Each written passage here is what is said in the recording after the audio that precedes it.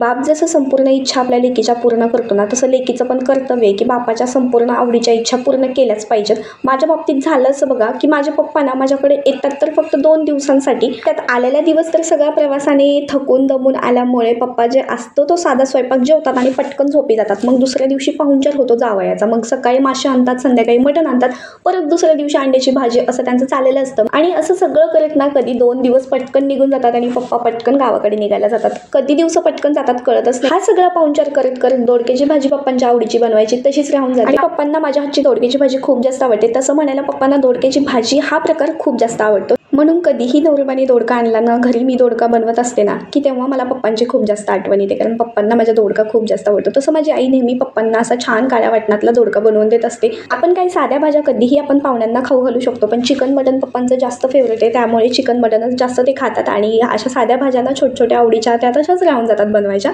त्यामुळे पप्पांना म्हणत असते थोडंसं जास्त टाईम काढून येत जा माझ्याकडे 10-15 दिवस असं राहण्यासाठी. मस्त तुमच्या आवडीच्या चमचमीत तुम्हाला रोज काहीतरी बनवून खाऊ घालेल. पण पप्पांना कधी वेळच मिळत नाही. सहजच मी दोडक्याची भाजी बनवत होते म्हणूनच पप्पांची मला आठवण आली. म्हणूनच तुमच्यासोबत या काही माझ्या मनातल्या गोष्टी आहेत त्या शेअर केलेल्या आहेत.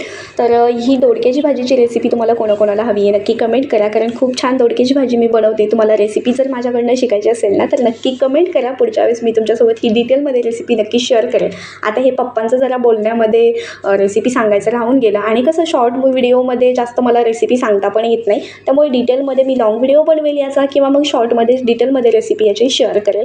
तर दोडक्याची भाजी खूप छान येते मला बनवायला. आणि तुम्ही माझ्या पद्धतीने एकदा दोडक्याची भाजी बनवून तर बघा तुम्ही एका भाकरीच्या ऐवजी 2 भाकरी या दोडक्याच्या भाजीसोबत नक्कीच खाणार. माझे पप्पा खातात म्हणून सांगते. पप्पांना खूप जास्त आवडते माझ्या हातची. चला तर मग तुम्हालाही माझ्या हातची दोडक्याची भाजी कशी वाटली नक्की कमेंट करा. रेसिपी कोणाकोणाला हवी आहे नक्की सांगा. आवडली असेल तर लाईक शेअर सबस्क्राईब करा. धन्यवाद.